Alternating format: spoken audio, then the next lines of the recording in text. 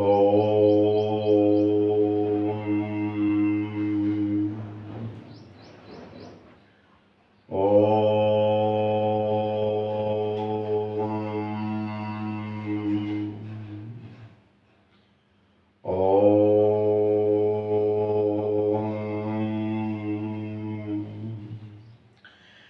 गुरुर्ब्रह्मा गुरुर्विष्णु गुरुर्देव महेश्वर गुरु साक्षात परम ब्रह्म तस्मै श्री गुरु वै नमः।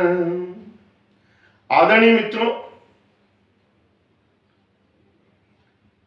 इससे पूर्व में जो आपको वीडियो डाला है उसमें एक बात और जोड़ लें कि अगर हम सीने पर भारीपन महसूस करते हैं, श्वास लेने में तकलीफ आती है, कठिनाई आती है रात के समय में कभी भी, तो फिर आपको बाह्य प्राणायाम लगाना है। 32 बार तो आप करोगे ही सही। इसमें यह है परंतु कि जब तक आप कुछ छींके नहीं आने लग जाए तब तक आपको करते रहना चाहिए, और अगर छींक नहीं आती है तो भी आपको 30-32 बार तो करना चाहिए। आप देखेंगे आपकी श्वासों का क्रम सही हो गया है और आपका जो सीने पे वजन सा महसूस था वो भी प्राय समाप्त सा हो गया है। अब मैं आज आपके मूल विषय पर आता हूं। हम जो ध्यान पर बैठते हैं, तो जब मैं ऐसे ध्यान वाले व्यक्तियों से मिलता हूं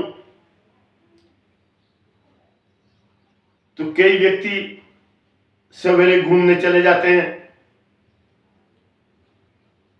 कई अपने प्रातः के कार्यों से निवृत्त होकर के कई तरह के कार्य पारिवारिक गृहस्थी के उसके बाद में ध्यान पर बैठते हैं।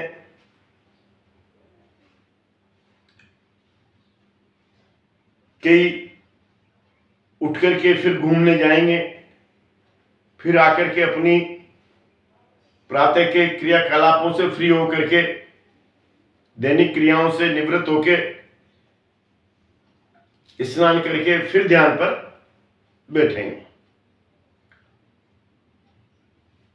इस स्थान पर मैं ये बात आपको सुझाव देना चाहूंगा कि ध्यान एक ऐसी पद्धति है, ये सवेरे प्रातः ब्रह्म मुहूर्त में ही होना चाहिए, तब तो बहुत अच्छा है और आप उस लक्ष्य को प्राप्त करेंगे। ब्रह्म मुहूर्त से मेरा तात्पर्य प्रातः 3 बजे से है, परंतु आप जब भी उठें जब आपकी नींद पूरी हो जाती हो। नींद पूरी होने पर ध्यान की एकाग्रता और अच्छी बनती है। और इसलिए हमारे रात्रि के सोने के पूर्व के कार्य ऐसे होना चाहिए जिससे हमें स्वस्थ और सजग नींद आए।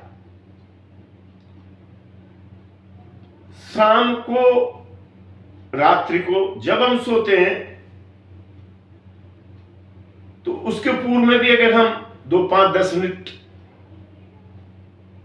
जिस स्थान पर हमारा सोने का स्थान है वहीं पर ही हम 10 मिनट के लिए ध्यान पर बैठ गए तो बहुत अच्छा है, क्योंकि आपके जो विचार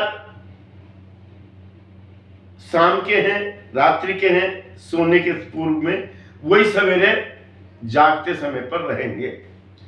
तो एक तो मेरा सुझाव यहां पर यह है कि आप जो है प्रातः उठने के उपरांत प्राणायाम लगा के स्नान करके ध्यान पर बैठ के फिर अपनी अगली जो है आगे की जो दैनिक दिनचर्याओं की क्रियाएं हैं उन्हें प्रारंभ करें। ध्यान की एकाग्रता तभी संभव है जब आप सवेरे प्रातः उठते ही ध्यान के बारे में सोचे, ध्यान पर बैठे। अन्यथा हम जो घूम करके आते हैं वो विचार हमें परेशान करेंगे। आपने अखबार पढ़ लिया या कोई भी ऐसे दो चार व्यक्तियों से मिल लिए तो आपके विचारों की वो भंग हो जाएगी। अच्छा, जो व्यक्ति प्रातः कितना ही बड़ा सिद्ध पुरुष, कितना ही बड़ा महात्मा हो, अगर वो दर्शन देने के हिसाब से बाहर निकलता है तो ध्यान की एकाग्रता को प्राप्त नहीं करता, वो ध्यानी व्यक्ति भी नहीं है। ध्यान पर बैठने के लिए तो आपको मौन, एकांत, इस तरह के ही वातावरण में रहना होगा। मेरा आपसे पुनश्च ये बात कहना है कि अगर हमें ध्यान पर बैठना है तो सवेरे उठते ही बैठने की कोशिश करें, उस प्रक्रिया पर आइए आप। अब मित्रों, मैं यहां पर आपको एक बात और बताना चाहूंगा कि हम जब चाहें जब ध्यान पर बैठ जाएं और ध्यान हमें अपनी ओर आकृष्ट करने लग जाए, वैराग्य की भावनाएं मन में आ जाएं, तो समझो आप मनुष्य पुनर्जन्म की ओर आ रहे हैं। आपको ध्यान की एकाग्रता पर इसलिए ध्यान देना चाहिए। आप जब ध्यान पर बैठते हैं और दिन भर हम जब उसमें हमारे विचारों में ही रहते हैं तो एक अलग से ही प्रसन्नता का अनुभव होता है। तो मित्रों, मैं यहां पर ये कहना चाहूंगा ध्यान पर बैठने के लिए कि सवेरे प्रातः उठने के साथ ही प्राणायाम इत्यादि लगा करके, प्राणायाम ही लगाना, आसन वगैरह नहीं, आसन आपको ध्यान पर बैठने के उपरांत ही लगाना। और आप अगर रात्रि को सोने के पूर्व ध्यान पर बैठे तो कई बार ऐसा होगा कि आपकी रात्रि पूरी ही ध्यान में बदल जाएगी। आप देखना, सोते सोते में भी हम ध्यान की एकाग्रता बनती जा रही है, तो बनने दो। मित्रों, मैं एक बात और बताना चाहूंगा, प्रत्येक मनुष्य को इस बारे में अवश्य सोचना चाहिए कि हमारा ये एक जीवन चक्र जो है, हर 10-15 वर्ष में हमारे शरीर के अंदर परिवर्तन आता है। एक ये चक्र है ऐसा। तो आपसे मैं एक निवेदन ये करना चाहूंगा कि आप आपकी स्थिति पे 15 वर्ष उपरांत कहां पर होंगे, प्लस करके नहीं, यानी जोड़ करके नहीं, आप लोग देखें कि कहां पर होंगे और उसकी तैयारी शुरू कर दें कि भाई 15 वर्ष उपरांत हमें यहां पर होना चाहिए। उसके पूर्व में भी हो जाए, उसकी तैयारी भी अभी से शुरू कर दें। और ये कहना चाहूंगा, शरीर को स्वस्थ रखें, क्योंकि उस परमपिता परमात्मा ने हमें ये जो मनुष्य जीवन दिया है और अमृत तुल्य जो हमें जीवन दिया है, उस शरीर का ध्यान करना, उस शरीर का भी स्वस्थ रखना,